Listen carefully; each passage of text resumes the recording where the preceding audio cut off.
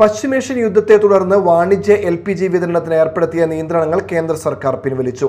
ഇതോടെ ഹോട്ടലുകൾ ഉൾപ്പെടെയുള്ള വാണിജ്യ സ്ഥാപനങ്ങൾക്ക് ആശ്വാസമാകുന്ന തീരുമാനമാണ് കേന്ദ്ര പെട്രോളിയം മന്ത്രാലയം പ്രഖ്യാപിച്ചിരിക്കുന്നത്.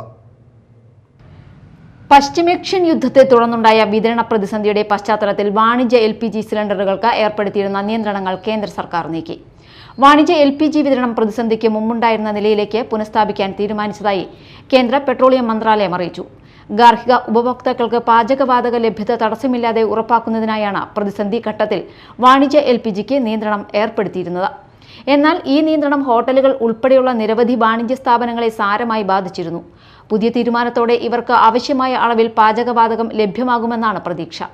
അതേസമയം ബൾക്ക് LPG വിതരണത്തിലെ നിയന്ത്രണങ്ങളും മന്ത്രാലയം ലഘൂകരിച്ചിട്ടുണ്ട്. പ്രതിസന്ധിക്ക് മുമ്പുള്ള ഉപഭോഗത്തിന്റെ 50% വരെ വിതരണം പുനഃസ്ഥാപിക്കാൻ അനുമതി നൽകിയതായും കേന്ദ്ര പെട്രോളിയം മന്ത്രാലയം വ്യക്തമാക്കി. ഊർജ്ജ വിതരണ രംഗത്തെ സമ്മർദ്ദം കുറയുന്ന സാഹചര്യത്തിലാണ് നിയന്ത്രണങ്ങളിൽ ഇളവ് അനുവദിച്ചിരിക്കുന്നതെന്നാണ് വിലയിരുത്തൽ. News desk media time.